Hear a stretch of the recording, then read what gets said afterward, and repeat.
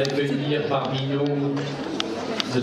Philippe Bétezeau, qui est vice-président du Conseil général.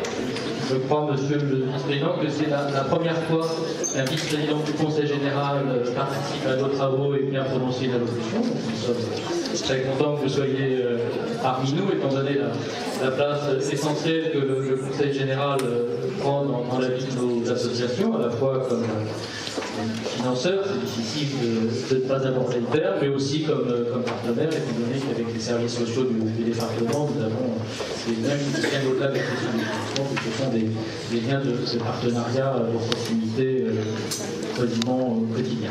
Voilà, donc je vais vous laisser prononcer votre allocution et ensuite je demanderai aux intervenants de la table ronde de nous rejoindre. Voilà, à vous le micro.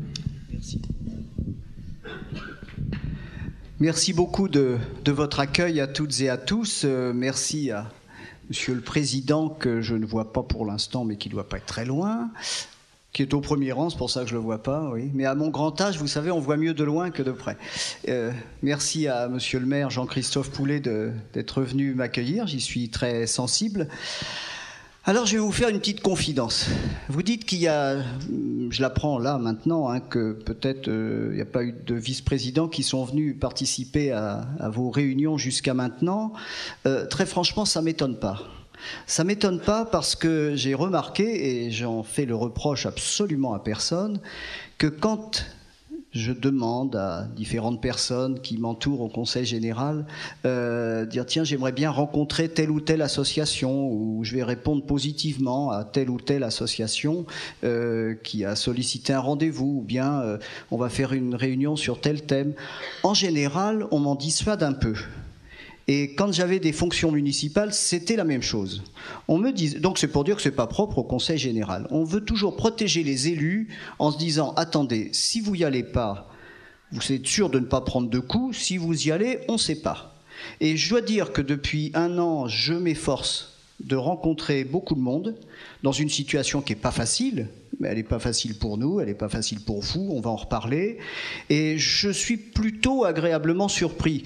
Pas pour dire que quand on se quitte, il n'y a plus de problème et qu'on s'est compris sur tout et qu'on est d'accord sur tout, sûrement pas. Mais simplement, je trouve que les interlocuteurs que l'on a, en tout cas que j'ai, au Conseil général, partenaires, hein, associations en l'occurrence, je trouve qu'il y a un vrai dialogue.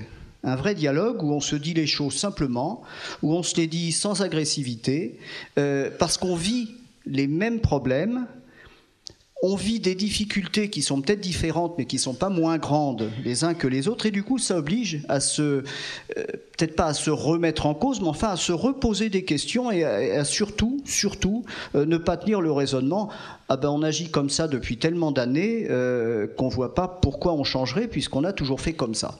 On est obligé, c'est même pas un choix, on est obligé de repenser à un certain nombre de fondamentaux dans nos actions, et c'est donc avec, je crois, avec cet esprit-là qu'il faut qu'on se parle, et il faut qu'on s'écoute, et il faut qu'on essaye de se comprendre. Donc, tout à l'heure, j'ai pas pu être présent ce matin parce que j'avais une réunion qui était importante, elle aussi, comme ce que vous avez fait. Bon, on recevait le directeur de l'ARS, hein, Monsieur Evin, et inutile de vous dire qu'il y avait beaucoup de choses à discuter. Donc, j'ai vraiment pas pu me libérer, mais je me suis quand même un petit peu renseigné sur ce qui s'était passé ce matin, sur ce quoi vous aviez débattu, et j'ai constaté que vous étiez tout à fait dans le thème qui avait été prévu, que vous vous posez légitimement un certain nombre de questions finalement du rôle de vos associations, de leur pérennité, de leur financement. Et je n'ai pas du tout l'impression que vous défendez un précaré, hein, chacun disant j'ai mon association et surtout il faut qu'elle continue à vivre. Encore que c'est pas honteux. C'est pas honteux d'avoir une association et de dire je me mets comme priorité de continuer à agir parce que je crois à ce que je fais.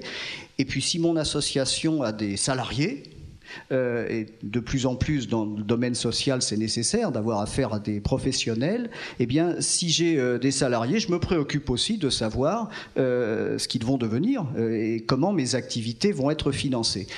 Vous vous posez aussi forcément des questions sur le fond, puisque aucune époque ne ressemble à aucune autre, et il y a des problèmes qui ne se posaient pas il y a 10 ans, il y a 15 ans, il y a 20 ans, et peut-être même moins, et qui se posent maintenant. Et les façons de répondre aujourd'hui ne sont pas forcément celles qui étaient hier. Alors, même si ça ne doit pas vous rassurer, je vais vous dire que toutes ces questions que vous vous posez, forcément, on se les pose aussi. Et dans une collectivité locale comme le Conseil général, dont la principale obligation, c'est vraiment l'action sociale, c'est vraiment ça, juste comme ça un petit chiffre, hein, plus de la moitié du budget du Conseil général est consacré à l'action sociale. Ça veut dire que quand je dis tout le budget du Conseil général, je parle les salaires, les routes, les collèges, tout ce que vous pouvez imaginer que l'on fait, eh bien plus de la moitié de ce budget, c'est l'action sociale. Et à l'intérieur de cette grosse moitié, hein, c'est un peu plus de 600 millions par an, 600 millions d'euros, une grande partie, la majeure partie, ce sont des dépenses obligatoires.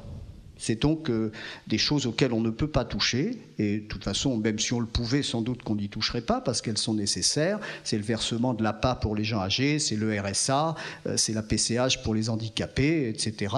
Des choses auxquelles on ne peut pas toucher, et je dirais même auxquelles on ne doit pas toucher, même s'il faut qu'il y ait des réformes quelquefois ou des manières d'agir un peu différentes. Ce sont donc des poids importants. Donc, vous voyez que ces préoccupations que vous pouvez avoir, on les retrouve aussi, et je vous le dis très simplement, l'obsession, elle est financière, bien sûr, elle est budgétaire, mais ce n'est pas la seule. Ne croyez pas que le Conseil général, simplement, a pour but, a pour objectif d'équilibrer ses comptes et de dépenser le moins d'argent possible pour faire le plus possible. Oui, bien sûr, on a cet objectif-là, c'est légitime de l'avoir, mais je pense que ce que vous vivez, vous, sur le terrain, enfin beaucoup d'entre vous, tous les jours, nous, on le vit peut-être avec un petit décalage, mais je ne suis pas sûr qu'il y ait tant de décalage que ça, parce qu'on est aussi confronté d'une autre façon aux difficultés que vous pouvez rencontrer. Donc c'est peut-être ça que je voulais vous dire en introduction, c'est qu'on est vraiment sur... j'allais dire sur un pied d'égalité, c'est pas ça, hein, parce que les fonctions sont différentes, il n'y en a pas qui sont supérieures à d'autres ou je sais pas quoi, mais on est vraiment au cœur des mêmes problèmes, même si les responsabilités des uns et des autres ne sont pas les mêmes. Donc ne croyez pas, comme je l'entends dire quelquefois, que faut faire des économies, allez, on va mettre moins 10% à tout le monde, ou je sais pas quoi. Non, ça marche pas comme ça. Je vous assure qu'on s'interroge et que quelquefois, peut-être que les décisions qui sont prises sont pas toujours agréables, sont pas toujours bien comprises, mais au moins elles sont pas improvisées, elles sont raisonnées et on s'efforce qu'elle soit le plus juste possible et en tout cas le plus efficace possible. Et je pense que ce type de rencontre, où là vraiment c'est de la vraie concertation, si je peux dire, ça nous aide à prendre des décisions, et je pense aussi que vous, ça vous aide à comprendre et peut-être à accepter et peut-être à nous aider à comprendre nos propres difficultés. Alors, je voulais donc rappeler quelques-uns des engagements que peut-être vous connaissez, mais dont peut-être vous ne mesurez pas toujours le poids de l'engagement du Conseil général dans différents domaines. Et puis après, je reviendrai à des données peut-être plus d'avenir, je dirais.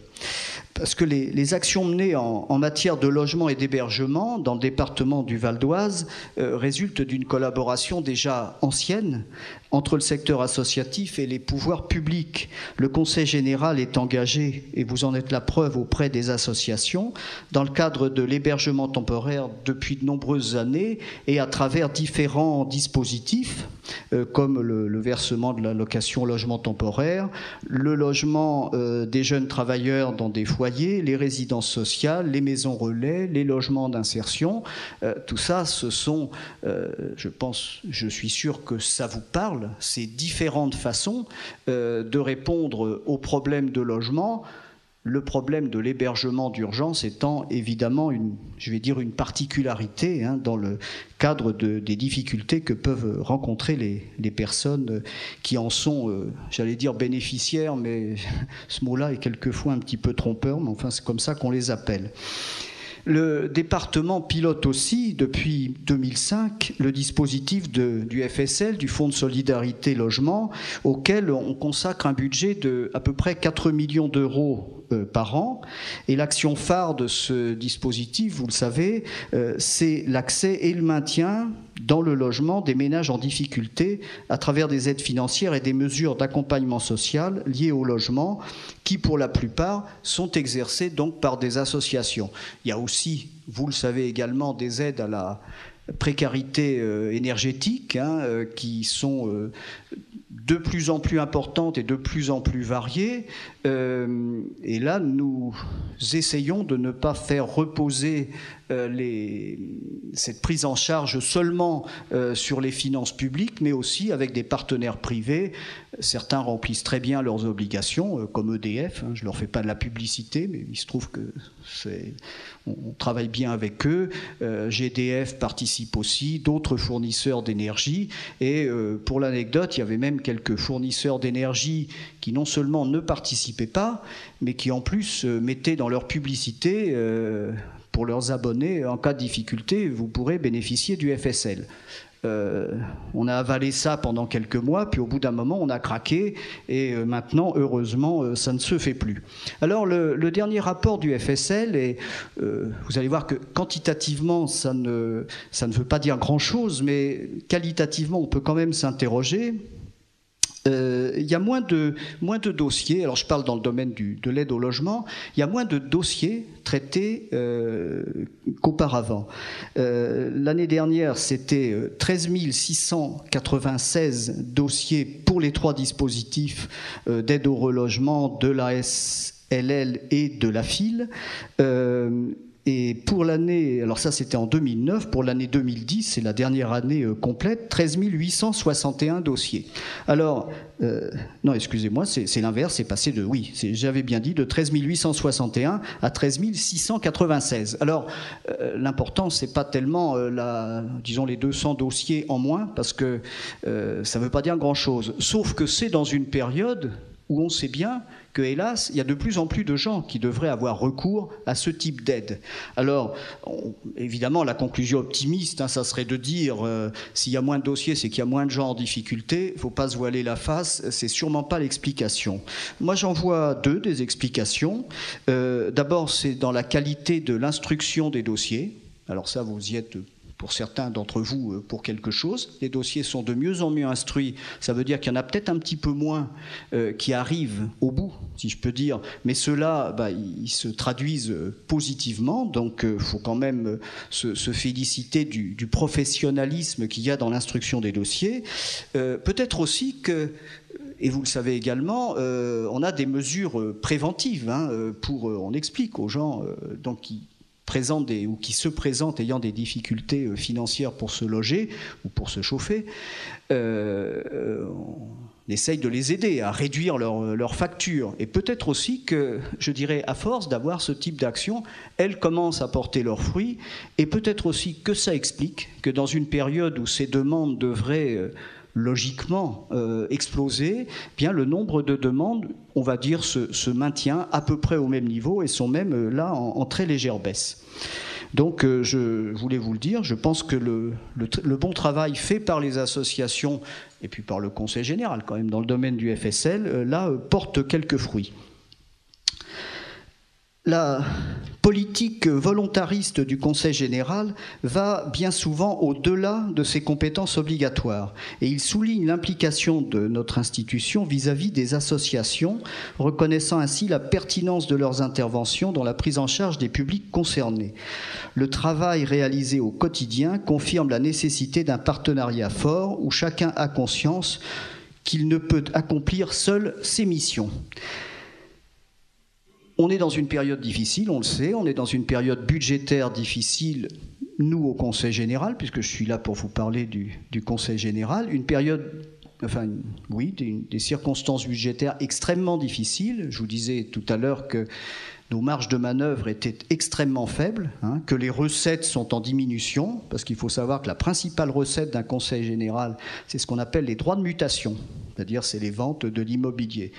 Droits de mutation, c'est en baisse d'à peu près un tiers d'une année à l'autre. Donc vous voyez que la principale ressource baisse fortement.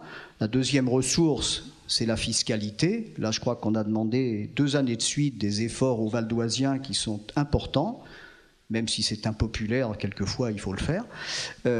Donc on pourra difficilement continuer comme ça, et on ne continuera pas d'ailleurs à avoir une fiscalité qui augmente. Les dotations de l'État, disons qu'au mieux, elles restent à peu près équivalentes d'une année sur l'autre, peut-être même que des baisses sont à craindre. Et en parallèle, donc je le disais tout à l'heure, des dépenses que nous ne contrôlons pas et qui donc sont des charges tout à fait incompressibles de notre part. Donc la tentation, c'est de dire le Conseil général ne va plus s'occuper que de ces dépenses obligatoires. Le RSA, on doit le verser, on va le verser. APA, on doit la verser, on va la verser. Les PMI pour s'occuper des petits-enfants, c'est une compétence propre du Conseil général, on va le faire. Les adoptions, on va y aller. Voilà. Et finalement, les collèges, bien sûr, c'est une lourde charge. Et puis le reste, que ceux dont c'est la compétence s'en occupent. Alors il y a des domaines dans lesquels on peut effectivement se dire ça comme ça assez facilement, parce que les conséquences ne seront pas trop importantes. Si on ne restaure pas les orgues de telle ou telle église, j'aime bien les églises, j'aime bien les orgues, mais si on ne les restaure pas et que ça ne se fait pas, c'est dommage pour le patrimoine valdoisien, mais ça n'aura tout de même pas des conséquences énormes. Quand on parle de l'hébergement d'urgence, je n'ai pas besoin de vous dire que, évidemment, les conséquences ne sont pas du tout les mêmes. L'hébergement d'urgence, ce n'est pas une compétence du Conseil général. Je le répète une autre fois. L'hébergement d'urgence, ce n'est pas une compétence du Conseil général. Alors, l'ayant dit 2 fois, maintenant, je suis très à l'aise pour vous dire, mais pour autant, c'est bien sûr inimaginable que le Conseil général, malgré ses difficultés, dise voilà, c'est pas notre compétence obligatoire, donc on va la laisser de côté. Mais ça appelle quand même de notre part une vigilance, une attention, une prudence particulière et une analyse très, très fine pour essayer de faire le plus possible avec des budgets qui sont complètement contraints. Je sais bien que ce n'est pas agréable pour vous d'entendre ça, et puis ce n'est pas agréable pour moi de le dire. Mais si on ne se dit pas les choses clairement, ça ne sera pas de la vraie concertation. Ça sera faisons un thé dansant, et on parlera de la pluie et du beau temps. On n'est pas là pour ça, ni vous ni moi. Alors, on mène ensemble un travail qui doit s'adapter à l'évolution et à la nature des problématiques rencontrées dans un contexte socio-économique qui a changé. Donc, vous savez que dans le cadre juridique et les modes de contractualisation impactant dans la forme la relation entre les partenaires, associations et conseil général, on a lancé récemment on va lancer des procédures d'appel à projets qui ont été introduites. C'est-à-dire que par là, on veut effectivement que quand le moment est venu de renouveler des conventions ou autres, comment je vais dire ça? Pour interpeller tout le monde, mais pour inquiéter personne. Il n'y a pas de rente de situation. C'est pas parce que depuis X années, j'ai un certain nombre de contrats, etc., que l'année prochaine, je dois forcément avoir la même chose. Pourquoi ? Peut-être pour des raisons financières, mais surtout parce que c'est normal que chacun se pose la question, lorsqu'il y a discussion, est-ce que je n'ai pas des innovations à apporter? Et c'est là tout l'intérêt, je sais que c'est une préoccupation aussi pour vous, c'est là tout l'intérêt qu'un conseil général considère que les associations, ce n'est pas seulement des sous-traitants, ce n'est pas seulement des guichets supplémentaires que le Conseil général veut ouvrir, ce n'est pas seulement des associations qui deviendraient un peu des organismes parapublics, hein, parce que c'est plus facile à gérer. Il y a un peu de tout ça, oui. C'est vrai que beaucoup d'associations font un travail qui pourrait être fait en direct par des fonctionnaires au Conseil général et qui feraient sans doute très bien leur travail. Mais il faut qu'il y ait un plus avec des associations. Et c'est là que c'est difficile, parce que j'ai bien compris que vous vous posiez la question, mais toutes nos associations ne se ressemblent pas. On a un caractère propre, on a nos propres, nos propres objectifs, on a des vocations particulières suivant l'endroit du territoire du Val d'Oise, pour ne pas être du Val d'Oise, sur lesquels on agit. C'est clair que j'imagine bien, moi qui suis élu d'Argenteuil, que c'est pas du tout les mêmes problèmes que dans, alors selon l'expression consacrée pas très élégante, que dans le fin fond du Vexin. Et c'est pas pour dire que c'est plus facile dans le Vexin, parce que les problèmes sont pas du tout les mêmes, mais donc les réponses à apporter seront pas du tout les mêmes. Et vous imaginez si le Conseil général du haut du deuxième étage du bâtiment, je vais pas citer la lettre parce que je la connais pas, du Conseil général décidait une mesure, une belle délibération pour faire la même chose je sais pas où il dit Joli Village et à Argenteuil ou à Sarcelles. C'est pas du tout la même chose. Donc c'est une vraie richesse d'avoir affaire à des associations différentes. Alors, j'allais dire à des associations multiples. Oui, sauf que la multiplication, elle a aussi ses limites. Vous n'avez pas besoin de moi pour vous le dire, mais ça, les initiatives, si elles viennent, elles doivent venir de vous.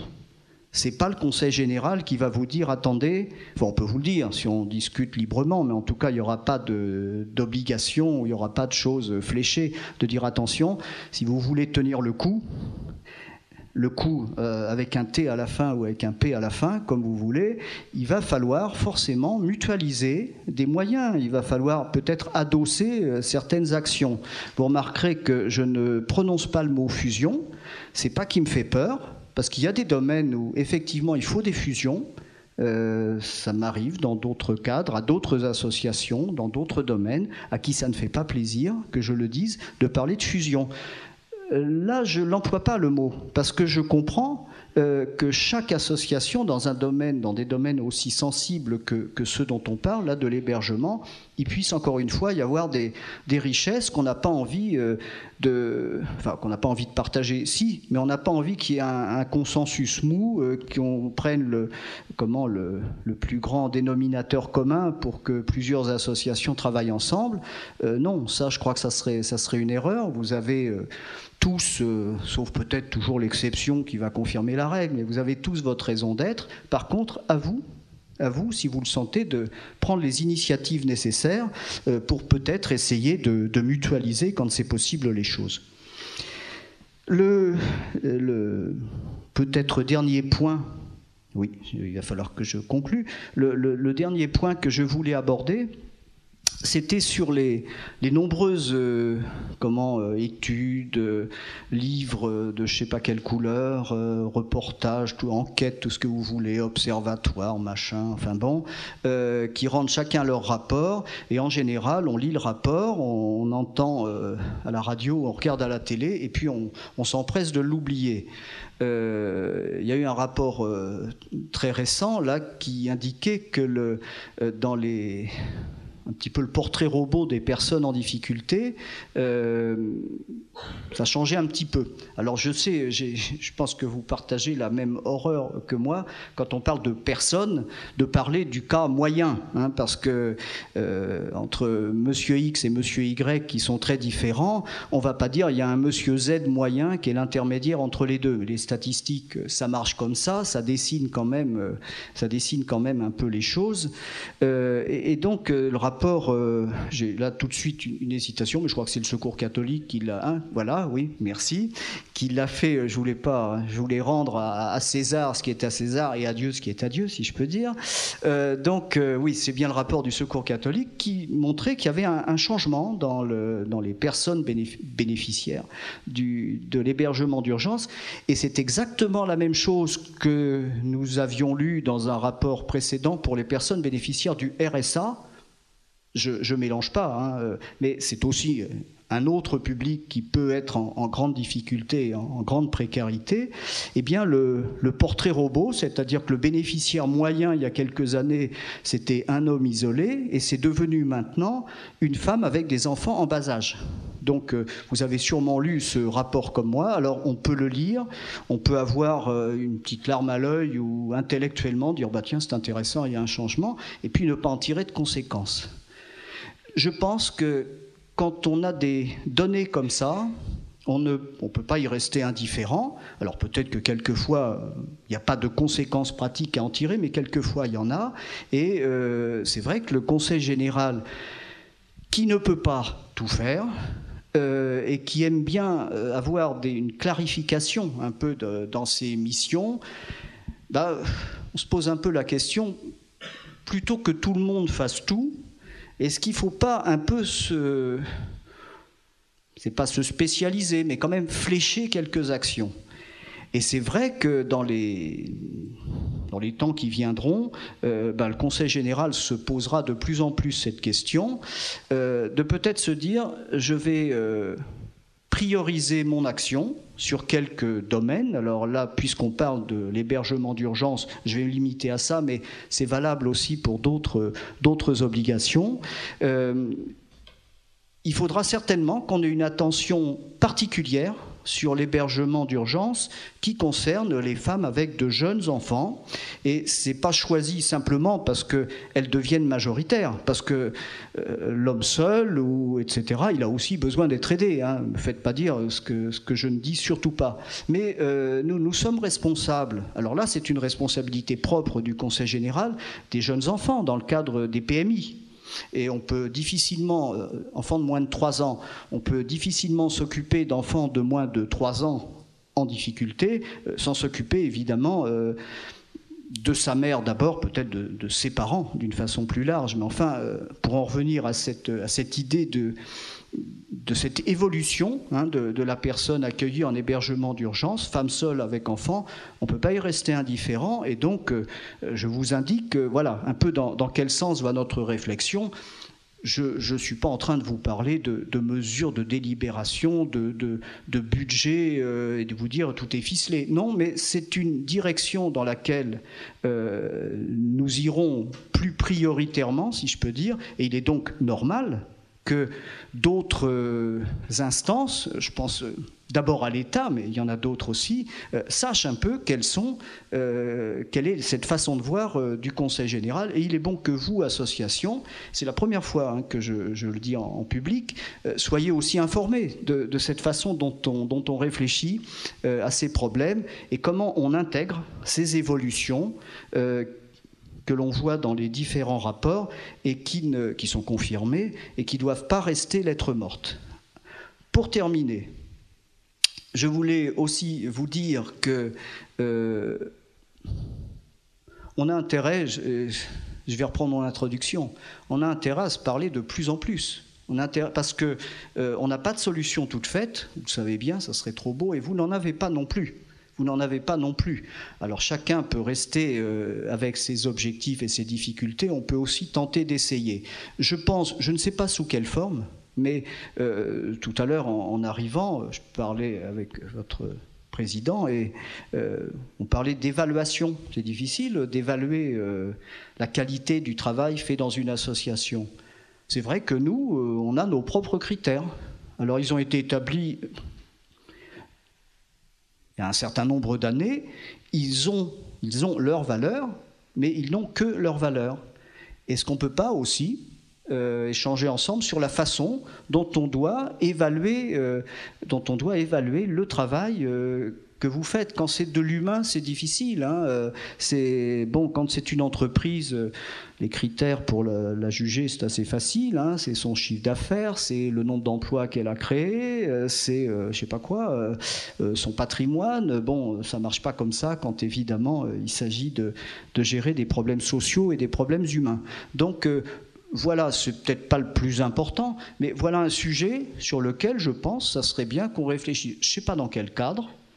Je ne sais pas, je n'ai pas réfléchi, mais on a besoin de se revoir pour parler de ça et pour parler de beaucoup d'autres choses. Donc vous comprendrez que à partir de toutes ces réflexions, puis j'en ai encore d'autres, mais elles ne sont pas mûres. Puis il faut justement qu'on les fasse mûrir ensemble. Je serai donc particulièrement attentif à la table ronde qui va suivre et j'espère bien déjà trouver peut-être quelques pistes ou en tout cas de sentir ce qui vous préoccupe et puis aussi peut-être déjà les premières réponses qui peuvent arriver. Voilà, je vous remercie encore de votre accueil, je vous remercie de votre travail et puis je vous remercie d'avance de tout ce qu'on pourra faire ensemble. Et voilà, bon après-midi. Merci beaucoup, monsieur le vice-président. Sans trahir la pensée des administrateurs d'IDEL 95, je pense que l'association IDEL et l'ensemble des associations qui sont ici représentées sont, je pense, tout à fait favorables à construire avec l'ensemble des pouvoirs publics, et le Conseil général en particulier, un dialogue constructif, ne serait-ce que dans l'intérêt des populations auprès desquelles nous sommes amenés à intervenir. Donc là-dessus, je pense que nos associations auront, comment dire, mettront un point d'honneur à répondre à votre sollicitation et peut-être à construire avec vous un processus d'échange constructif. Je vais maintenant proposer à nos intervenants de nous rejoindre, donc par ordre d'apparition sur les petits présentoirs. Pauline Maisondieu, donc, qui représente la FAPI l'Île-de-France, déléguée régionale. Madame Lavieille-Ville, qui représente donc là le préfet Régnier, qui malheureusement ne peut pas être parmi nous, mais Madame Lavieille-Ville va forcément très bien le représenter en tant qu'adjointe. Je crois que Monsieur Régnier est retenu par le Premier ministre. C'est ça, quelque chose de ce genre-là, m'a-t-on dit. Monsieur Régnier est retenu par la dernière mission qui lui a été confiée et qui est particulièrement délicate, qui est celle de l'anticipation du démantèlement des camps illicites. Et vous aurez tous compris que derrière cette notion de camp illicite, c'est la question des Roms qui est posée. Il y a beaucoup de réunions autour de ce sujet en ce moment. D'accord, donc c'est moi qui m'étais trompé dans l'interprétation. Et donc ensuite, nous poursuivons. Maryse Lépée, qui est présidente de l'URIOPS. Gérard Barbier, qui va représenter la FNARS Île-de-France, qui était parmi nous ce matin, et Chantal Mignot, qui va représenter l'UDACHI. Donc, quelques petits mots d'introduction pour cette table ronde. Et avant ces petits mots, saluer deux personnes qui sont dans la salle. Madame Coutel, qui est responsable du service logement-hébergement de l'État, j'espère ne pas me tromper dans votre titre, et qui est accompagné de Monsieur Romain Segui et Monsieur Olivier Favard, qui représente le SALS, donc les services du Conseil général avec lesquels IDEL 95 travaille le plus. Voilà, j'ai cité les deux, les deux entités, État et Conseil général, pour ne commettre aucun impair. Voilà, donc cette table ronde de cet après-midi s'inscrit vraiment dans le prolongement des travaux qu'on a commencés ce matin. Ce matin, on s'est fortifié les neurones avec deux sociologues qui nous ont à la fois remémoré l'histoire de nos associations dans le champ de l'hébergement et du logement, et qui nous ont aussi fortifié les neurones sur un certain nombre de concepts liés à l'économie sociale, la gouvernance et l'évolution nécessaire ou pas de nos associations dans un contexte qui est en complète évolution. Et l'objectif de cet après-midi est finalement de reprendre l'intitulé même du forum, quels enjeux pour l'avenir des associations dans les domaines de l'hébergement et du logement à l'heure de la contractualisation. Alors, lors de la contractualisation, il y a plusieurs manières de l'aborder. Soit on l'aborde de la manière, on va dire, très réglementaire. Aujourd'hui, c'est vrai que quand on parle de contractualisation dans le champ qui est le nôtre, on va beaucoup parler de la politique que l'État est en train d'engager auprès des associations de notre champ. Mais la notion de contractualisation, et Monsieur le Vice-président y a fait allusion, c'est quelque chose qui, bien évidemment, dépasse l'État, qui lie les associations au pouvoir public en général. Et c'est vrai qu'on sent bien que ce lien est en évolution et que le rapport que nous entretenons avec les pouvoirs publics sont en évolution constante, voire même rapide, étant donné que les contraintes budgétaires exercent une pression qui modifie singulièrement le contexte. Donc, Madame Lépée sera la première personne à intervenir de manière à peut-être nous dresser un petit peu un panorama, une vision de ce qu'est aujourd'hui la contractualisation. Et elle a l'immense avantage de venir d'un champ professionnel où elle va peut-être aussi nous dire comment la contractualisation s'est appliquée dans d'autres champs que le nôtre. C'est toujours intéressant, voilà, de voir un peu comment ce genre de mécanisme s'est appliqué ailleurs. Ensuite, Pauline Maisondieu, qui représente la FAPIL, nous abordera plutôt cette question de contractualisation dans le champ du logement et des associations qui interviennent dans ce domaine-là, étant donné que c'est la particularité de la FAPIL que de plutôt fédérer des associations qui sont spécialisées dans le champ du logement, mais elle le dira bien mieux que moi. Ensuite, Gérard Barbier tiendra un propos un peu identique, mais plutôt dans le champ de l'hébergement. La FNARS aurait pu intervenir dans les deux domaines, mais pour qu'il y ait une bonne complémentarité dans les interventions, donc Gérard Barbier abordera plutôt la question de l'hébergement. Et Chantal Mignot, qui représente l'UDACHI. L'UDACHI, c'est l'Union départementale des associations gestionnaires de structures d'hébergement et d'insertion, nous dira un peu le regard qui est le sien, qui est celui de l'UDACHI par rapport à ce qui se passe aujourd'hui dans le Val d'Oise. Et comme on se l'est dit ensemble en préparant cette intervention, va peut-être nous ramener sur Terre. Va peut-être dire, voilà, oui, nous, ici, voilà comment ça se passe, voilà les questions qu'on se pose, voilà les difficultés auxquelles on est confronté, et voilà peut-être aussi les idées qui peuvent être les nôtres. Et pour ce qui me concerne, j'essaierai d'être, comme ce matin, l'arbitre du temps. Voilà. Donc, nous avons convenu, et Madame Lavieille-Ville, c'est une gaffe, on n'est jamais à l'abri d'une gaffe. Voilà, j'étais en train de la faire.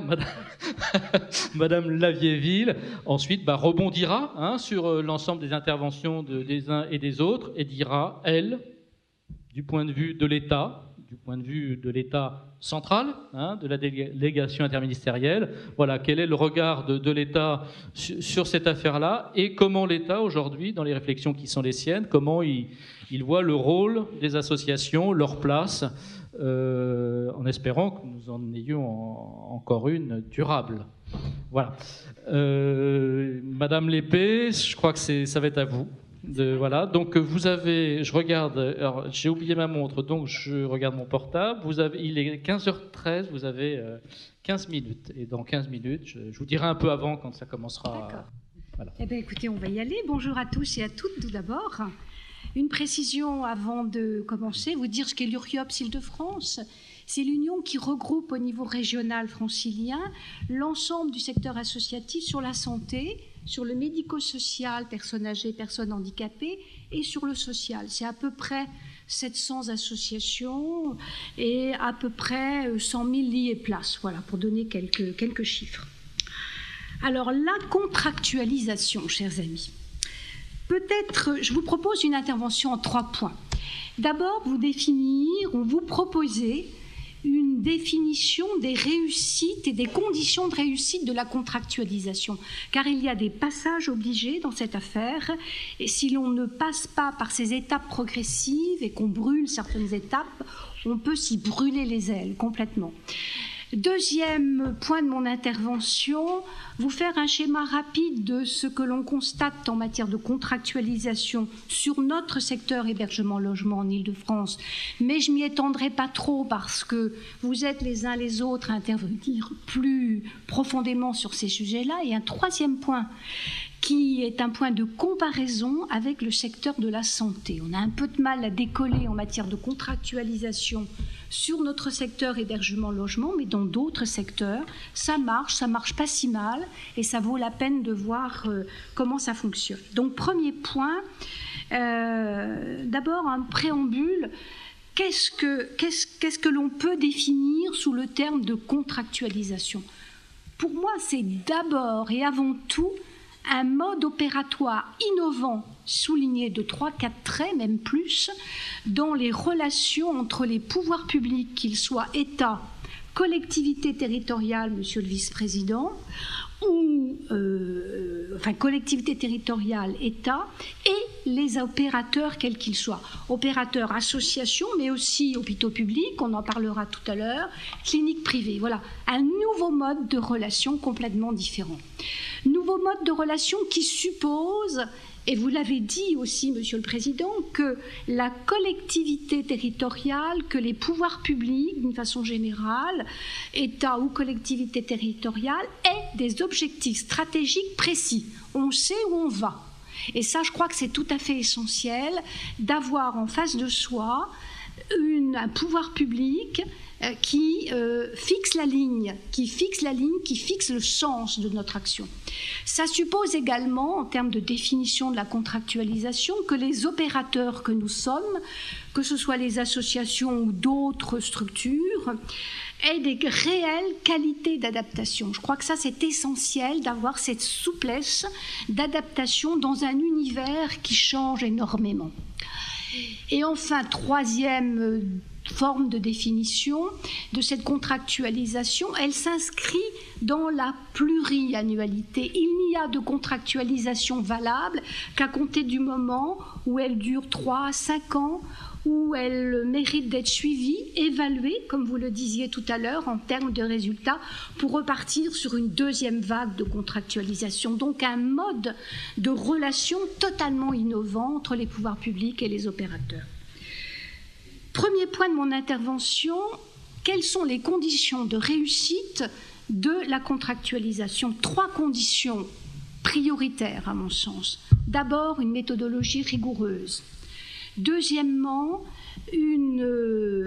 au-delà de la méthodologie, un accompagnement de qualité. Comme c'est nouveau, comme c'est quelque chose que l'on ne sait faire ni d'un côté ni de l'autre, il faut que nous soyons accompagnés en matière de formation notamment. Et troisième condition de la réussite, quelques règles éthiques essentielles. Premier point, donc, une méthodologie. Pour démarrer une démarche de contractualisation, encore faut-il savoir de là où nous partons. D'où la nécessité d'une observation partagée de qualité sur les territoires. Alors les territoires pris au sens large, c'est la région, c'est le département, c'est le canton, mais il y a d'abord cette observation de l'état des lieux, les points forts et les points faibles d'un territoire quel qu'il soit. Deuxième étape, une fois que cette observation est là, on peut faire appel aux observatoires régionaux de la santé, par exemple, et à d'autres structures qui participent à cette observation. Mais la phase de l'observation, notamment dans le domaine de l'hébergement et du logement, on ne sait pas bien faire, mais elle est indispensable. Deuxième étape, un état des lieux partagé. On a l'observation, quels sont les points forts et les points faibles de ce territoire. Et on arrive très naturellement à la troisième étape, qui est l'étape la plus importante, qui est la définition de la programmation des besoins. Il n'y a de contractualisation de qualité qu'à compter du moment, comme je vous le disais tout à l'heure, on sait où on va, on connaît les besoins. On connaît les besoins à Taverny, on connaît les besoins à Argenteuil, on connaît les besoins dans le Vexin, mais quelque part, cette étape-là est indispensable. Et je me permets d'insister sur cette définition des besoins par rapport au territoire de proximité.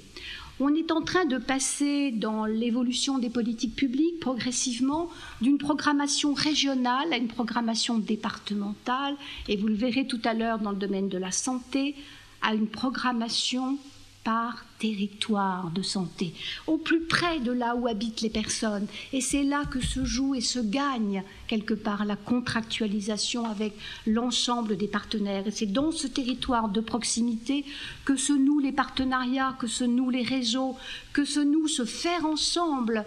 Et dans le domaine de la santé, on parle de réseau de santé. Eh bien, c'est vers ça qu'on doit aller dans le secteur du logement et de l'hébergement, travailler ensemble sur les territoires de proximité en faveur des publics les plus démunis. Donc, observation, diagnostic, définition des besoins. Tout ceci nécessite, avant la démarche de contractualisation, un cahier des charges commun. Par type de contractualisation, il y aura un cahier des charges qui sera différent entre l'hébergement et le logement, Tout comme dans la santé, il y a eu des cahiers des charges différents pour un hôpital public ou un cabinet de radiologie privé, c'est forcément différent, mais tout ça, on l'établit ensemble, c'est-à-dire les opérateurs que nous sommes et les pouvoirs publics de l'autre côté. Et on arrive très vite, sur la base de cette méthodologie, à la mise en place de dialogues de gestion collective sur les territoires pour définir les besoins, comme je le disais tout à l'heure, et le dialogue de gestion individuelle avec chaque association, avec chaque établissement. Et on a là quelque chose qui est vertueux, c'est le cas de le dire, qui permet véritablement d'arriver dans une démarche de dialogue, car vous avez bien noté que tout au long de ce processus, c'est un dialogue permanent entre les opérateurs et les pouvoirs publics à la définition de du contenu de la contractualisation. Deuxième point, pour réussir une démarche de contractualisation, il y a non seulement une méthodologie rigoureuse, et je viens de vous la proposer, de la décrire, elle marche, elle fonctionne, mais il y a également un accompagnement. Nous ne savons pas bien faire. Nous sommes encore, dans notre secteur de la solidarité, au début de la démarche de contractualisation. Donc il faut une formation. Il n'y a pas de réussite dans ce domaine tant qu'il n'y a pas une formation entre acteurs, les opérateurs, entre les différents opérateurs, et je crois, et les pouvoirs publics, et je souligne bien, une formation croisée entre les opérateurs et les pouvoirs publics, quels qu'ils soient, pour arriver vraiment à ce dialogue et à cette mise en commun partagée des ressources d'un territoire. D'où formation, d'où expérimentation aussi, et je pense que le secteur de la santé est arrivé à surmonter ces difficultés parce qu'il a osé mettre en place ces formations communes entre, par exemple, des hospitaliers et des inspecteurs à l'époque de DAS et de DRAS, mais aussi parce qu'on a expérimenté sur quelques territoires comment ça pouvait marcher avant de généraliser. Troisième point de la réussite, un minimum de règles éthiques. Il n'y a de contractualisation réussie, là aussi, qu'à compter du moment où on est en état de dialoguer, donc de respecter l'autre dans son rôle tel qu'il est, soit le rôle d'opérateur, soit le rôle de tutelle, employons le mot tel qu'il existe et tel qu'il est dans la réalité. Et il n'y a véritablement de réussite, là aussi, qu'à compter du moment où l'on se situe dans une démarche de confiance. Ce qui et c'est la transition avec mon deuxième point d'intervention, ce qui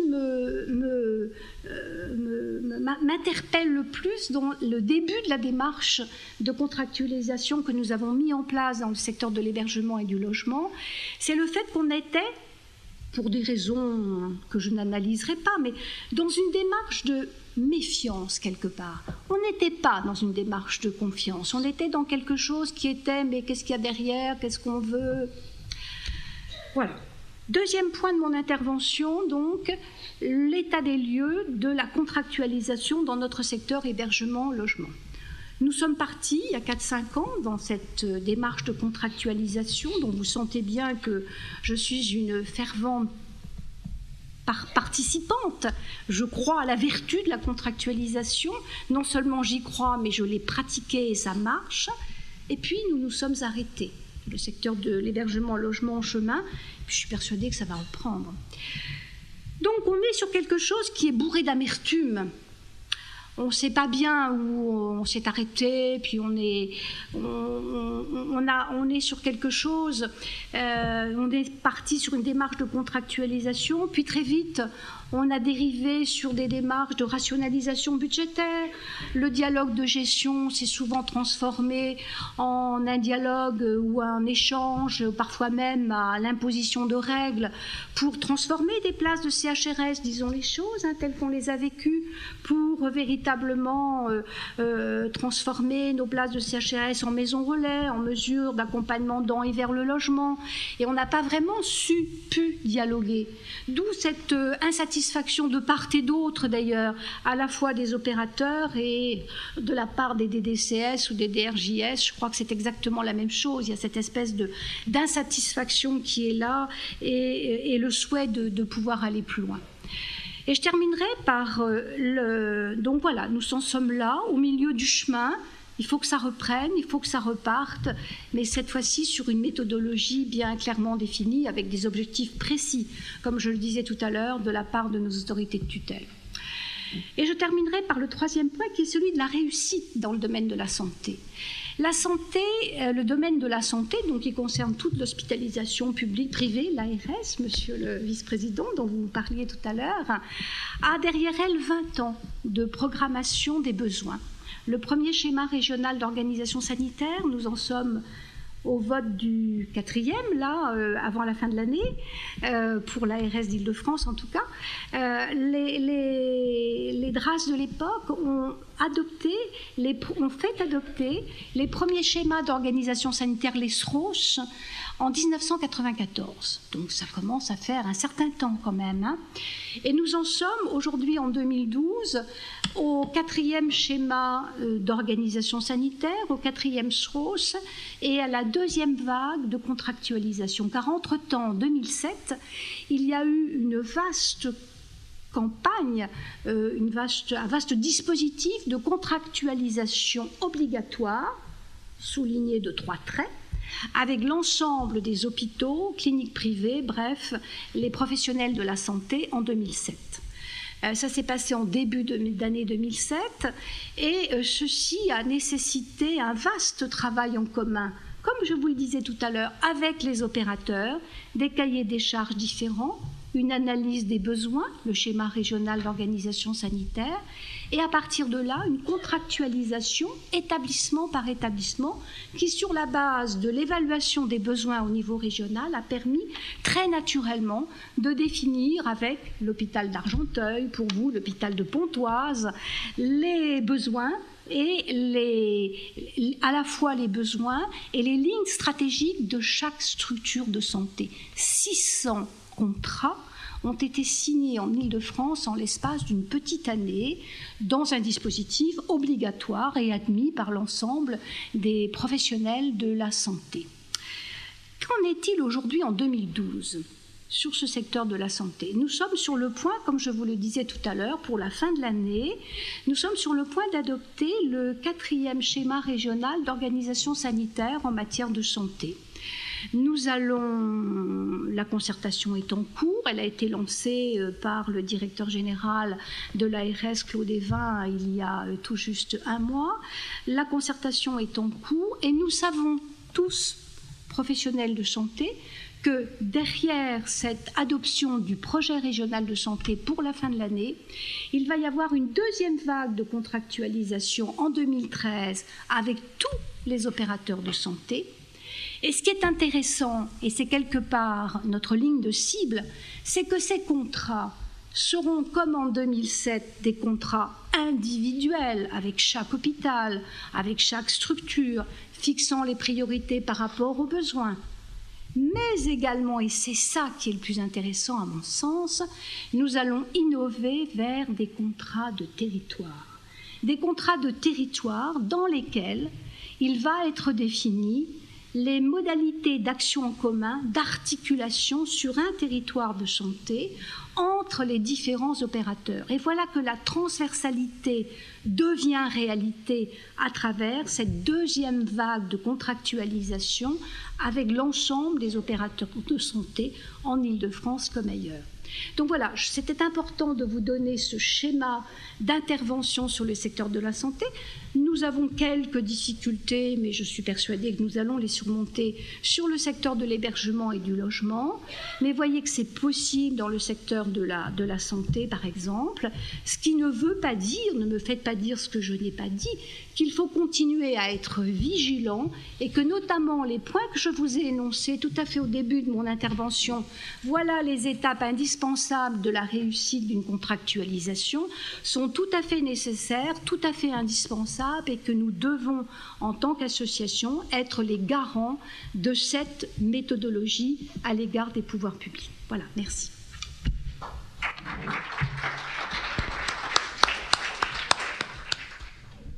Merci beaucoup Maryse Lépée pour ce propos qui pose les choses et qui définit un certain nombre d'enjeux dans le secteur qui est le nôtre.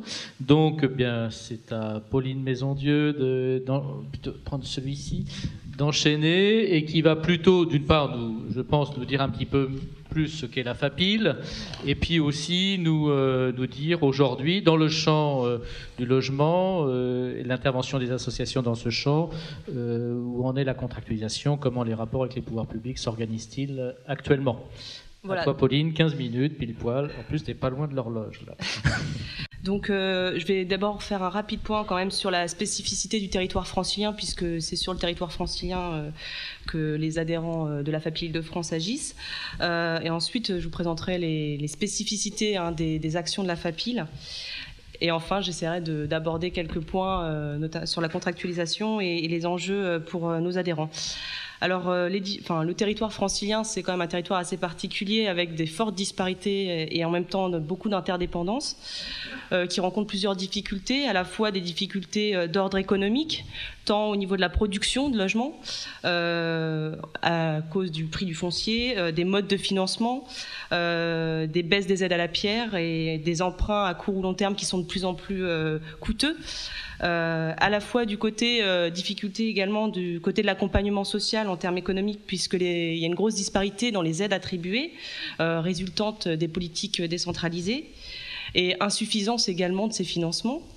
Et enfin, difficultés d'ordre économique pour les publics eux-mêmes, qui sont de plus en plus précarisés, avec des ménages dont les questions de solvabilité sont de plus en plus difficiles à résoudre. Difficultés également du côté de la gouvernance, par la segmentation des champs d'intervention, qui entraîne un certain émiettement des responsabilités, multiplicité des acteurs également et des intervenants dans ce champ, qui parfois ont un défaut de coordination qui conduisent à des difficultés dans la mise en œuvre de projets, et notamment dans les délais de portage de projets. Face à cette urgence, donc on a des délais de portage très longs et en même temps une urgence dans la construction de logements sociaux, et une intercommunalité qui est encore balbutiante et qui nécessiterait un recentrage d'échelle au niveau du pilotage. Sur l'Île-de-France, donc je reviens rapidement sur les points essentiels. Donc une pénurie de l'offre locative, que ce soit dans le parc privé ou dans le parc public. On atteint près de 500 000 demandeurs aujourd'hui sur l'Île-de-France, de demandeurs de logements sociaux, avec une construction qui plafonne à probablement 25 000 en 2012, alors que les besoins sont estimés à 70 000 logements. Donc voilà. Et une offre sociale inadaptée également, puisque les PLS restent 30% de la production, alors que la majorité des ménages, enfin la moitié des ménages franciliens sont éligibles au PLAI. Voilà. Sur le DALO, voilà, des demandeurs et des recours de plus en plus nombreux, avec une réelle difficulté de relogement des ménages reconnus prioritaires. On a actuellement en Île-de-France 34 000 ménages environ qui ne sont toujours pas relogés au-delà des 6 mois. Donc voilà. Je vais maintenant vous présenter un petit peu les actions de la FAPIL. Donc la FAPIL Île-de-France, c'est une fédération d'associations pour la promotion et l'insertion par le logement. Son rôle, c'est vraiment de favoriser les échanges et la mutualisation des expériences et savoir-faire, et de porter les attentes et observations des adhérents auprès des pouvoirs publics.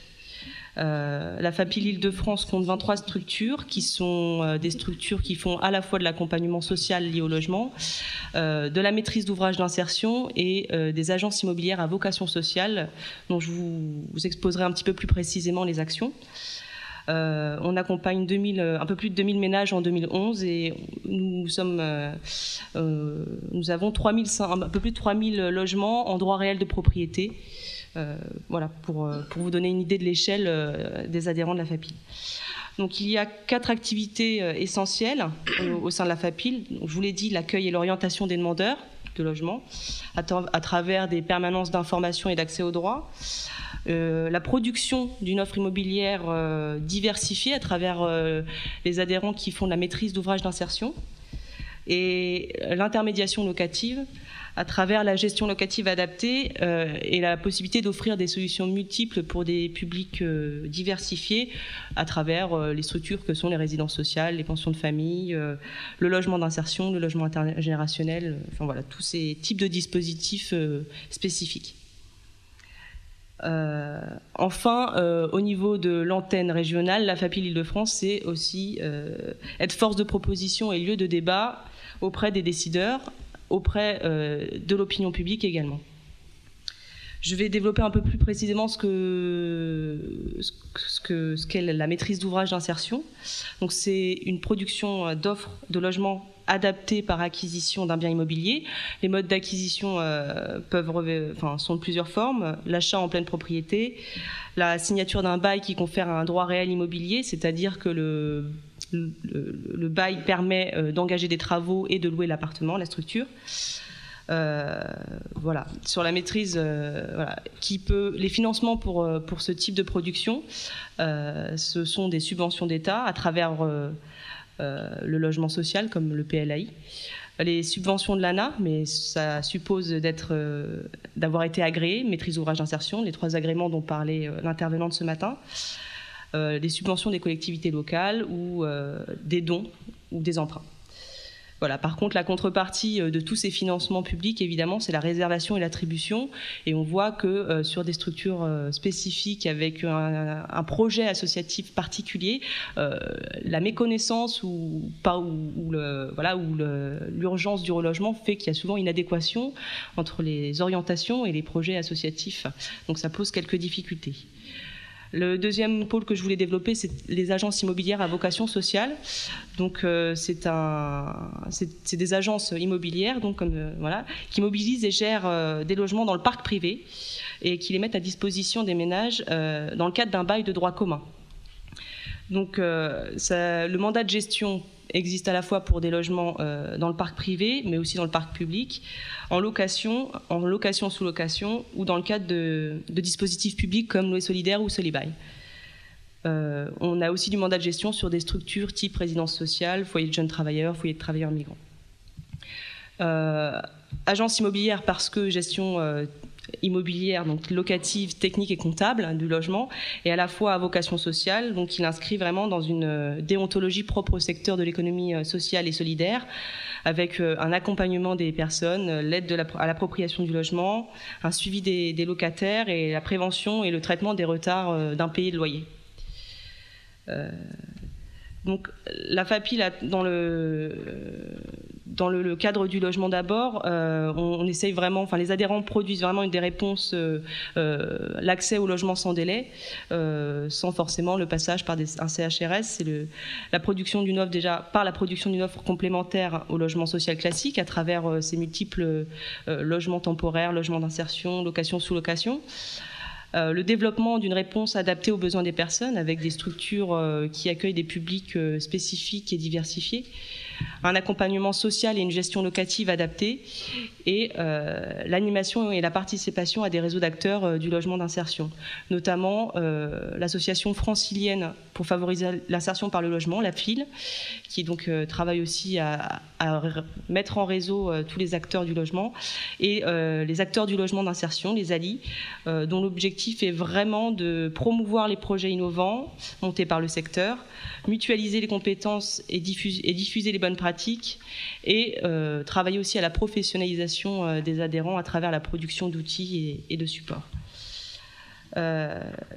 Sur la contractualisation, des inquiétudes et des constats en 2011 qui sont toujours valables en 2012, c'est la réduction des budgets et des financements, et donc un équilibre financier des structures mis à mal, l'instabilité des systèmes d'action avec des règles changeantes et différenciées selon les territoires, une construction globalement en panne, avec globalement la baisse des aides à la pierre et la cherté du foncier, et des risques locatifs de moins en moins couverts. Sur les points peut-être plus positifs de la contractualisation, l'univers contractuel est a priori un mode de coopération et de gestion conjointe. Il permet d'améliorer la visibilité et la lisibilité du secteur à travers l'identification des objectifs communs, et a aussi lancé et favorisé la professionnalisation du secteur notamment à travers la réforme des agréments. Les revers, peut-être, c'est les déséquilibres des contractants de facto, avec un outil de planification du non négociable, qui est quand même planifier les politiques publiques à travers un outil négociable. La question de la responsabilisation aussi, dans un contrat, la responsabilité est partagée, les co-signataires, avec donc une obligation d'évaluation et de résultat, souvent problématique parce que normative. Voilà, quelle grille de lecture, quels outils mettre en place pour évaluer ces résultats? Est-ce que l'évaluation peut s'appliquer au secteur également? Une politique de l'habitat décentralisée qui creuse aussi des inégalités territoriales avec un fractionnement des conventions, des disparités aussi dans les conventions signées par les structures selon qu'elles sont sur tel ou tel territoire. Et à travers le financement de plus en plus soumis à l'appel à projet, une inquiétude vis-à-vis de la capacité d'innovation de ces structures, puisque l'équilibre financier est quand même compromis, sorti de ces appels à projet. Merci Pauline. Donc là, c'était le regard de la FAPIL sur à la fois un panorama de ce que peuvent faire les associations qui interviennent dans le champ du logement. Et c'est vrai qu'entre autres, les AIVS ont une réelle particularité. Voilà, il y en a une dans le Val d'Oise. Je ne sais pas si nos collègues de l'Ocarythme sont présents, mais voilà, je crois qu'il y a des gens du CPCV, mais je ne suis pas sûr que l'Ocarythme soit là. Donc il y a une agence immobilière à vocation sociale qui est sur le territoire du Val d'Oise, avec laquelle nous travaillons ponctuellement. Et voilà, merci. Donc, le champ de l'hébergement avec Gérard Barbier, donc, qui, au titre de la FNARS, va faire un peu le même travail que Pauline, mais en se projetant plutôt sur le champ de l'hébergement. Et là aussi, 15 minutes. Ah, je ne peux pas récupérer le temps économisé par Marie et Pauline. Ça, c'est moi qui vois. Ça,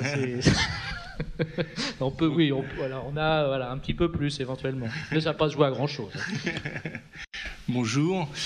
Donc, alors un petit mot d'abord pour me présenter. Je suis délégué départemental FNARS en Seine-Saint-Denis, donc administrateur de la FNARS Île-de-France à ce titre. Et j'ai participé à, je crois, l'ensemble des groupes de travail de la FNARS sur les sujets de contractualisation et d'enquête nationale de coûts depuis 3 ans. C'est ce qui me vaut aujourd'hui de représenter la FNARS dans ce forum. Alors je connais pas bien IDL 95, on a une structure un peu équivalente en Seine-Saint-Denis qui s'appelle Interlogement 93. Christophe, en préparant, m'a dit le public, ils viennent pas tous du secteur accueil, hébergement, insertion, donc avant il faut pas hésiter à présenter un peu ce qu'est ce secteur. Je vais donc essayer de le faire. Et ce d'autant plus que ça tombe bien, je pense que pour pouvoir mesurer un peu l'impact de la contractualisation sur le secteur, il faut bien voir à quelle sauce il a été mangé.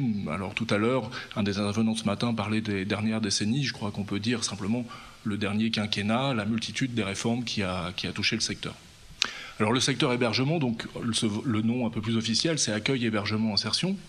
C'est donc l'ensemble du secteur, où les opérateurs s'occupent des publics les plus exclus, du premier accueil, donc le 115, le premier accueil téléphonique, les services 115, les services de SAMU social et les centres d'accueil de jour qui forment un premier métier qu'on appelle la veille sociale.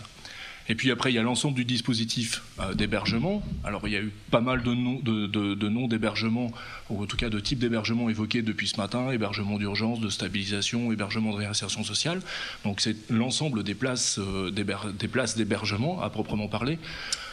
Il y en a à peu près 16 000 sur l'ensemble de l'Île-de-France, 50% sur Paris, et puis le reste réparti à peu près équitablement entre les différents départements. Qui a été organisé jusque maintenant dans une logique qu'on appelle de marche d'escalier, c'est-à-dire que les publics accueillis entraient dans un centre d'hébergement et puis évoluaient dans le dispositif de chaque association, dans un dispositif départemental, jusqu'à ce qu'ils obtiennent le sacré Graal qui est le relogement. Donc avec à chaque fois un accompagnement qui pouvait être adapté à la problématique ou aux problématiques des personnes qui y sont accueillies. Et puis, depuis quelque temps, on voit apparaître... alors, il y a aussi un autre... J'ai oublié, c'est le logement adapté qui fait quand même le prolongement de l'hébergement, c'est-à-dire les maisons relais, les résidences sociales. Et puis on voit apparaître quand même depuis quelques mois des nouveaux métiers, on va dire, dans ce dispositif accueil, hébergement, insertion. Il y en a un dont on parle de plus en plus, c'est l'accompagnement vers et dans le logement. Ce matin, on parlait de types de prestations qui pouvaient être formatées. On voit là une. C'est des prestations où on a X heures, 8 heures, 16 heures, 24 heures pour faire de l'accompagnement pour un ménage en fonction d'un diagnostic initial pour l'accompagner vers et dans le logement pour qu'il puisse y rester. Donc on est vraiment là dans une prestation de type quasiment marchande. Et puis il y a aussi un autre dispositif nouveau dans ce secteur qui est les services intégrés d'accueil et d'orientation, qui sont les services interassociatifs qui ont été créés dans le cadre de la refondation pour accueillir l'ensemble des demandes d'hébergement pour un territoire donné. Alors les territoires en l'occurrence c'est les départements, et les orienter vers les différentes structures d'hébergement que j'ai citées précédemment. Voilà. Alors c'est un secteur qui a été fortement bouleversé au cours des dernières années, au cours du dernier quinquennat, avec un nombre de réformes qui l'ont touché. Effectivement, ça a été dit ce matin sans précédent, je pense. Alors la première de ces réformes, la plus connue, celle dont on fête les 3 ans quasiment aujourd'hui, puisqu'elle a été annoncée le 10 novembre 2009, c'est la refondation du secteur accueil, hébergement, insertion, avec un certain nombre de piliers, mais il y a des mots que vous avez certainement déjà entendus. Il y en a un, c'est logement d'abord. Donc j'évoquais à l'instant le dispositif de logique d'escalier qui emmène les personnes accueillies vers le relogement. L'idée du logement d'abord, c'est qu'on commence par les mettre dans un logement et on fait varier l'accompagnement social auprès des personnes accueillies en fonction de leur propre parcours. Il y a des moments où on a besoin d'un accompagnement fort, des moments où on fait un autre type d'accompagnement. Donc le deuxième pilier de cette refondation, c'est la création du service public d'hébergement, donc avec notamment les SIAO, et la contractualisation est l'un des piliers également de cette refondation, donc la création d'une nouvelle forme de relation entre les associations, entre les opérateurs, puisque désormais c'est comme ça qu'on nous appelle, et les pouvoirs publics. La refondation a été pilotée donc depuis 2009. En parallèle, on a eu donc aussi une loi qui a été évoquée ce matin, qui est la loi MOL, donc mobilisation pour la lutte contre les exclusions. Qui s'est traduit par la création des agréments, et en particulier de l'agrément maîtrise d'ouvrage, qui est l'agrément par lequel les associations ont le droit de continuer à intervenir et à développer leur patrimoine, c'est-à-dire leur outil de travail. Cet agrément maîtrise d'ouvrage, comme ça a été évoqué ce matin, est attribué sur des critères qui sont quasi exclusivement financiers et qui ont exclu bon nombre de petites associations de cette possibilité d'intervenir sur leur patrimoine. Parce que beaucoup d'ailleurs n'ont même pas fait les démarches tellement le dossier était difficile à monter. Il y a eu également la loi hôpital patient santé territoire qui a mis en place ces appels à projets et qui, pour les associations, a aussi ouvert une porte, a ouvert une porte pour le secteur lucratif de rentrer dans notre secteur accueil, hébergement, insertion, ce qui pour les associations est un risque, en tout cas a été identifié comme un risque, même si à ma connaissance aujourd'hui aucun n'est encore rentré.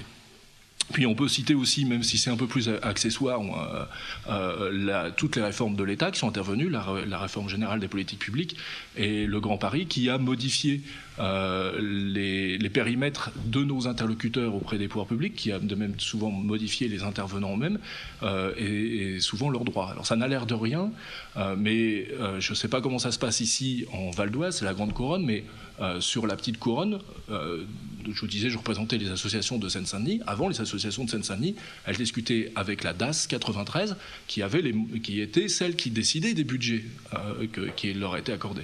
Maintenant, non. L'unité territoriale de Seine-Saint-Denis n'est qu'un maillon, et les budgets sont décidés à Paris, par la DRIL.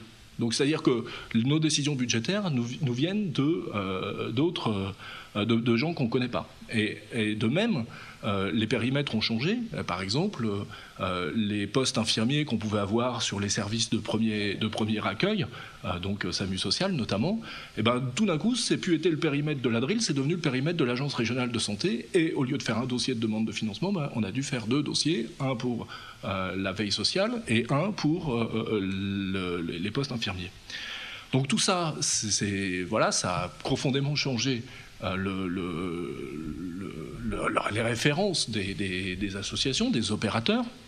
Et ça a été d'autant plus compliqué que ça s'est fait dans un moment où il y avait la crise, la fameuse crise de 2007-2008, voilà, puis tous ces avatars derrière, qui a conduit les pouvoirs publics à nous dire, d'un côté, ben, vous savez, c'est la crise. Alors vous allez accueillir des situations plus précaires, parce que effectivement les gens qui sont dans la rue sont dans des situations de précarité encore plus fortes, mais comme c'est la crise, j'ai moins de moyens à vous donner, donc vous aurez moins de moyens. Vous allez faire plus difficile avec moins. C'est vrai, ça, je vous assure, c'est un discours que le préfet, en tout cas en Seine-Saint-Denis, a tenu un jour en comité départemental de la vie sociale à nos associations. Voilà, et ça s'est fait également dans un contexte où la loi Dallot, par exemple, a profondément modifié le rapport, ou en tout cas la relation que les usagers, les personnes accueillies, les résidents ont avec les équipes. C'est-à-dire qu'avant, dans la logique en escalier, les gens étaient accueillis et ils bénéficiaient, même si le mot n'est pas forcément joli, bénéficiaient d'une aide. Maintenant, dans nos centres d'hébergement, de plus en plus, on entend des usagers dire « j'ai droit à ça, d'abord tu es payé pour me donner ça, et j'y ai droit. Et j'ai droit de rester. » De toute façon, même si vous m'avez fait une notification de fin de séjour, j'ai droit, regardez, c'est écrit dans la loi Dallot, toute personne a le droit de rester dans un centre d'hébergement tant qu'une solution adaptée ne lui est pas proposée. Ça a considérablement changé le travail des équipes. Plus de précarité, une nature de relation avec l'usager qui change, des moyens de plus en plus restreints. Et puis, tout le contexte qui change, vous imaginez dans quelle situation se trouvaient à la fois les équipes sur le terrain, mais aussi les équipes de services support, sièges, qui doivent faire rentrer les financements. Donc, c'est dans ce contexte-là qu'est arrivée la contractualisation. Dans notre secteur, elle s'est concrétisée un peu soudainement par une circulaire en mars 2011 qui disait aux associations, vous avez la possibilité, enfin, ce serait bien que vous précontractualisiez dans l'objectif de passer des conventions pluriannuelles en 2012. Cette précontractualisation, elle se fait alors sur quelque chose qu'on appelle le référentiel national de prestations, qui était donc un document de référence qui définit pour l'ensemble des associations de notre secteur les 17 types de missions qu'on doit faire auprès des personnes accueillies. Alors, alimenter, héberger, mettre à l'abri, faire émerger un projet, accueillir, orienter, faire un accompagnement vers le logement, vers l'emploi. Enfin, il y a 17 têtes de chapitre identifiées qui définissent la nature de la relation puis le niveau d'exigence attendu de cette prestation et qui définit également 3 prestations de support. Et on dit aux associations, Marie Slépé évoquait tout à l'heure que ça doit se faire aussi dans le cadre on doit savoir où on va, on dit ce dispositif, voilà, les associations, vous allez vous engager à mettre en place ce dispositif dans le cadre des PDHI. Alors déjà en Ile-de-France, on n'en avait pas, donc ça nous a un peu posé problème. Enfin, en tout cas, ils n'ont jamais été signés, même si on a fait tout le travail pour les élaborer. Donc vous allez vous engager à mettre en place ce dispositif. Et la contrepartie de l'engagement, c'est effectivement des moyens qui nous sont attribués. Mais ces moyens, ils allaient être évalués en fonction de l'enquête nationale de coûts, qui se déroule en ce moment même. Donc l'enquête nationale de coûts, qui consiste à prendre une photographie des coûts des associations, des charges des associations, selon cette typologie des 17 prestations qui ont été définies par le référentiel national de coûts. Mais sans qu'on puisse dire, quand on donne notre photo, quel niveau du volet qualité du référentiel national de prestations remplit. Concrètement, on peut dire, pour la mission alimentée, ça me coûte 5 € par jour. Si je ne dis pas si c'est 5 € par jour, je fais 20% de l'exigence, ou si je fais 100% de l'exigence, à la fin, on sait que j'ai mis 5 € par jour, ou que les associations en moyenne ont mis 5 € par jour. Mais si on ne sait pas à quoi ça correspond. C'est difficile de dire qu'on s'engage à mettre en place les volets 1 et 2, c'est-à-dire les missions et les exigences de qualité, pour ce montant-là, puisqu'on ne sait pas à quoi correspond ce montant moyen qui est en cours d'élaboration. Donc c'est très difficile pour les associations, dans ce contexte, avec tout le bouleversement que je viens d'exposer, c'était très difficile pour les associations d'accepter de rentrer dans cette contractualisation. C'est pourquoi, dès 2011, la FNARS Île-de-France a effectivement invité l'ensemble de ses adhérents à ne pas rentrer dans ce dispositif de contractualisation. Oui, Maryse Lépée disait la contractualisation s'est arrêtée. Ben, c'est pas si évident que ça. On constate aujourd'hui que les subventions d'urgence 2012 pour un certain nombre d'associations ont été faites sur des formulaires présentés par les unités territoriales DRIL. Je ne sais pas comment ça s'est passé avec les DDCS ici, mais qui reprennent les objectifs, les engagements sur les objectifs qualitatifs et quantitatifs en échange d'un montant de prestations qui, lui, par contre, est la reconduction euro pour euro des montants des années précédentes. Donc, on a tous dû s'engager sur ces types ces conventions de subventions, alors que la DRIL dit par ailleurs, la DRIL au niveau régional dit par ailleurs, non, en fait, la contractualisation, il n'y aura pas de sanctions financières pour les associations qui ne veulent pas y aller. Voilà, ce n'est pas tout à fait le cas. Alors, cette contractualisation, même si aujourd'hui la forme telle qu'elle est mise en place, la façon dont c'est mise en place, c'est pas satisfaisant, il faut quand même bien qu'on accepte, nous les associations, de reconnaître. On n'hésite pas à mobiliser l'opinion publique pour dire il y a des gens dehors, c'est pas acceptable et ainsi de suite.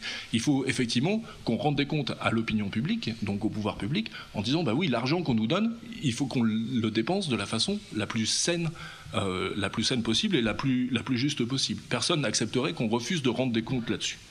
Et donc, moi, l'image qui me vient à l'esprit, c'est que j'ai l'impression de me trouver un peu comme les dinosaures au moment où la météorite qui allait les faire disparaître arrivait. On a le choix entre s'adapter ou disparaître. S'adapter ou disparaître, c'est simple, il suffit d'entendre ce qui a été dit aussi bien par le vice-président du Conseil général tout à l'heure, ou même la logique de la contractualisation. Ce qu'il faut, c'est faire la meilleure qualité possible au moindre coût. Donc pour les associations, aujourd'hui, les enjeux qu'elles ont devant eux, c'est des enjeux qui tournent autour de l'idée de qualité, de pertinence du projet, effectivement, le public change sans arrêt, on le sait, on est sur le terrain, c'est nous, on l'a bien dit ce matin, c'est nous qui voyons les choses évoluer. Donc on peut réagir, on peut faire des propositions, on peut faire évoluer nos projets et proposer des projets innovants. Des enjeux autour de la rigueur et du professionnalisme qui sont indispensables pour effectivement garantir une bonne maîtrise des coûts. Donc ça veut dire des outils de contrôle interne, ça veut dire des outils de gestion des ressources humaines et de gestion budgétaire, même si on va nous dire ça c'est des outils sièges, c'est des processus qui viennent en plus, comme ça a été évoqué ce matin. Et puis un enjeu de coopération sur les territoires, de façon, je l'ai évoqué justement ce matin quand je suis intervenu avec mon autre casquette, qui est mon boulot de tous les jours, puisque la FNARS c'est quelque chose en plus, effectivement, la coopération entre les territoires qui permet de mettre en place des projets que les associations seules n'arriveraient pas à faire. Voilà. On a une approche un peu générale de ce qu'est la contractualisation, l'angle du logement, l'angle de l'hébergement, et là on va plutôt avoir, on parle de territoire depuis tout à l'heure, donc le territoire du Val d'Oise, voilà, quel est l'état des lieux, quels sont les enjeux tels qu'ils sont identifiés dans le Val d'Oise par les associations du champ de l'hébergement et du logement. Donc la parole est à Chantal Mignot qui représente l'UDACHI et qui par ailleurs dirige un CHRS dans le département. Voilà, même chose. Chantal, 15 minutes. Je suis pas sûr de faire les 15 minutes, mais bon. Faut jamais commencer en disant qu'on va pas parler longtemps, c'est là que ça dérape. Bon, bonjour, je suis censée représenter, je vais essayer, la constellation d'associations qui sont adhérentes à l'UDACHI.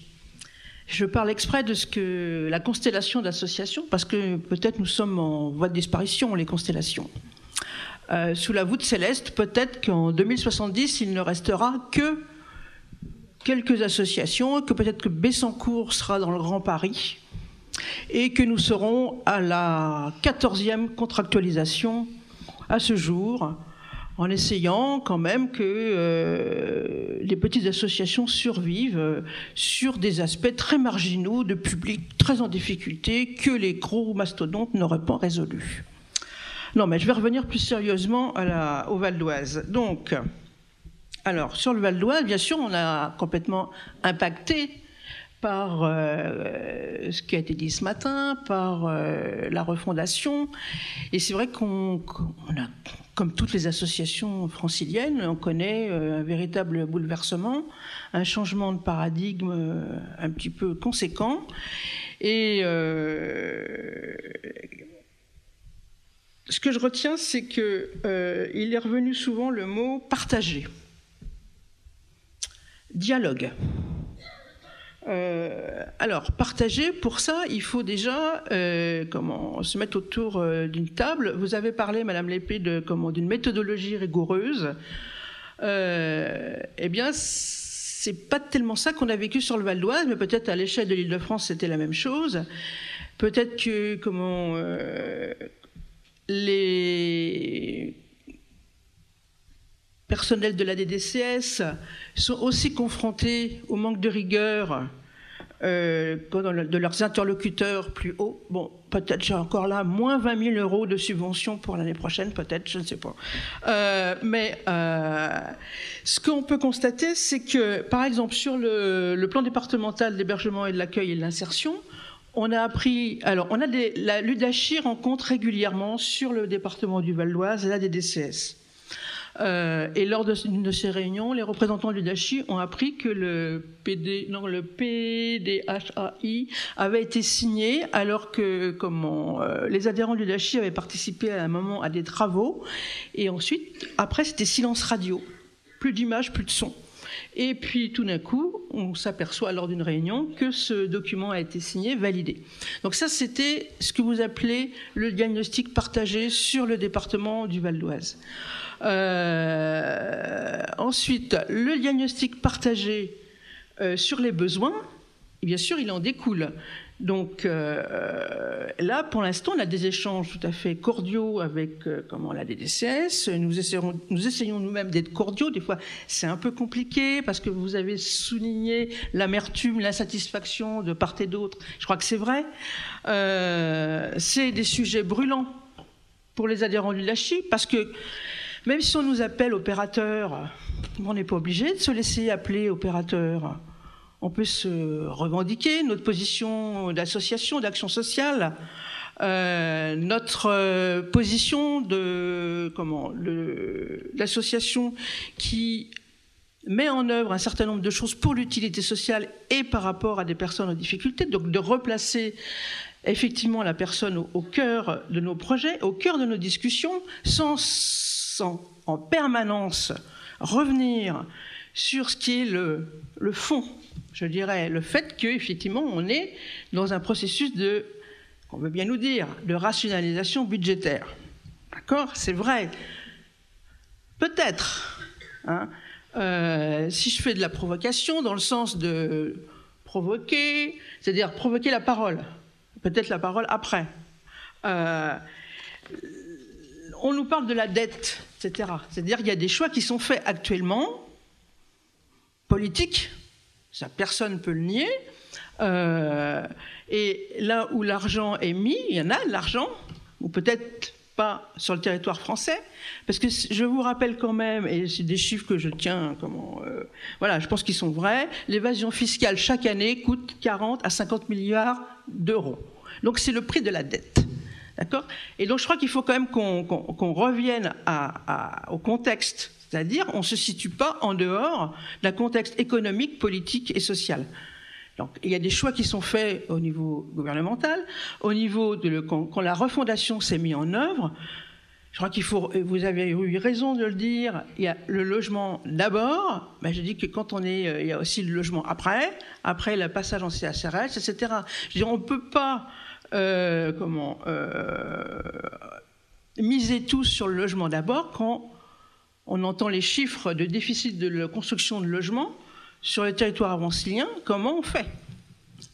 Et on ne peut pas aller à marche forcée, c'était les réticences des fédérations, dans le cas d'une contractualisation dont pour les CHRS, c'est une contractualisation au niveau juridique qui n'est pas fiable puisque nous avons déjà des instruments juridiques comme les CEPOM, comme d'autres choses qui n'ont pas il n'y a pas de contentieux sur la contractualisation, ou alors ça va peut-être venir, j'en sais rien, mais ça vaut pour les associations, certains adhérents de l'UDHI ne sont pas en dotation globale, mais en subvention, et là, effectivement, il y a une marche forcée à la contractualisation, quelque part en échange de « je vais vous contractualiser, je vous donne des euros », hein, bref, voilà. Ça pose question sur effectivement le partage et le dialogue. Et puis sur le logement d'abord, je dérive un peu peut-être, hein, mais bon, puisque j'ai la parole, maintenant je la prends, et peut-être c'est même plus au nom du l'UDHI. C'est toujours marqué l'UDHI, vous avez toujours la parole. Moi je n'ai plus rien.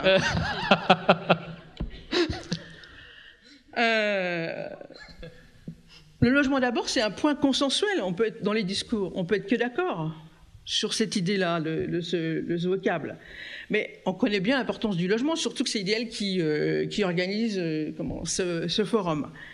Et voilà. Et là aussi, au niveau d'IDL, il y a des reniements budgétaires, je vais dire. Alors, pour un collectif qui développe une mission d'appui au logement depuis des années. Donc ça, c'est compliqué. Il y a des contradictions.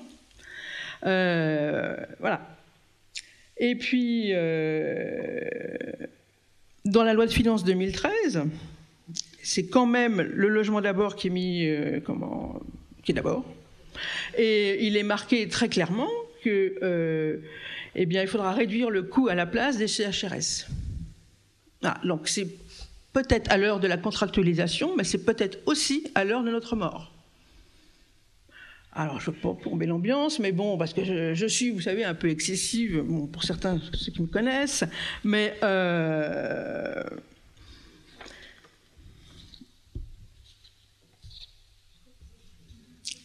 il y a tout est mis dans un même panier, et on secoue l'ONC, le dialogue de gestion, la contractualisation, et on continue quand même les CHRS à faire notre travail, à faire notre budget qu'on a donné fin octobre. C'est vrai que nos budgets ne sont plus signés par la DDCS du Val d'Oise, mais par la DRIL.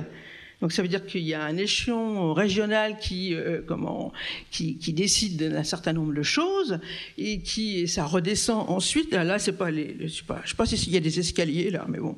Voilà. Et on n'est pas contre le dialogue.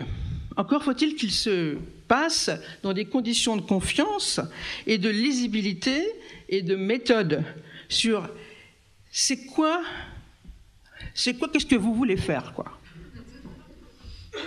Est-ce que, sous prétexte du dialogue de gestion, autant annoncer clairement les choses, je veux dire, soit les CHRS doivent se transformer en maison relais, en logement d'insertion, etc., et puis, ou en logement d'abord, voilà, et puis les choses sont clairement énoncées, mais l'idée, ça serait peut-être que, bon, on ne nous fasse pas prendre des vessies pour des lanternes. Je veux dire, parce qu'on n'est pas quand même né de la dernière pluie. Je veux dire, ça fait effectivement depuis un quinquennat que nos financements sont rabotés. Et peut-être qu'ils le seront encore. Et vous parliez de pluriannualité. Or, dans les textes de la DIAL, sur qu'est-ce que c'est que la contractualisation et qu'est-ce qu'elle n'est pas, il y a ce qu'elle n'est pas, un engagement liant l'opérateur et l'État sur l'activité et les financements pendant 3 ans.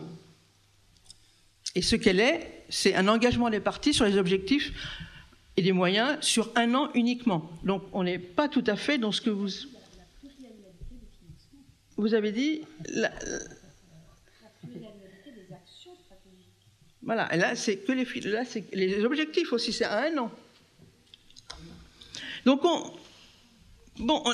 on a l'impression que, effectivement, ce matin, je ne sais plus qui parlait, je crois que c'est Florence Ouais, qui parlait de l'écrémage des associations, du formatage, de la standardisation, que peut-être que l'idée de la mutualisation, de la coopération, on peut être pour certaines activités d'accord, mais il y a quand même tout d'un coup, pourquoi contractualiser alors que, je parle pour les CHRS, alors que les choses se déroulaient dans le cadre d'une dotation globale avec des conventions.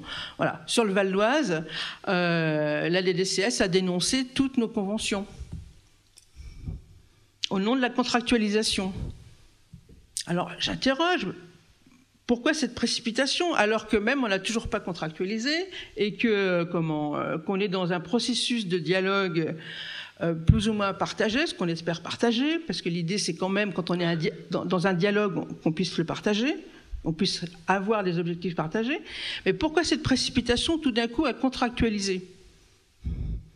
Alors que jusque-là, les choses étaient autrement. Alors bon, peut-être que moi je suis un dinosaure, sûrement. Bon. Mais on est quand même dans une démarche où rien n'est clair, ou peut-être ça va s'éclaircir, l'horizon va s'éclaircir, peut-être. Mais on a l'impression d'être dans un... Comment je vais dire ça, hein, qu'on nous secoue, secouez-moi, et puis on verra bien ce qu'il en restera. Hein ? Voilà. Je regrette que le préfet Régnier ne soit pas là parce que il est amateur de citations d'Edgar Faure. Je l'ai entendu dire ça à la présentation. Il y a eu une journée sur le SIAO 75 et il a dit qu'il était admirateur des citations d'Edgar Faure, donc j'en ai cherché une. Donc j'en ai trouvé une. Là. Alors bon, elle est très provocatrice. Hein. Voilà. Alors, il est indispensable, et ça sera ma conclusion, d'un propos qui n'était pas très clair peut-être, il est indispensable de distiller un peu de vérité pour faire passer un gros mensonge.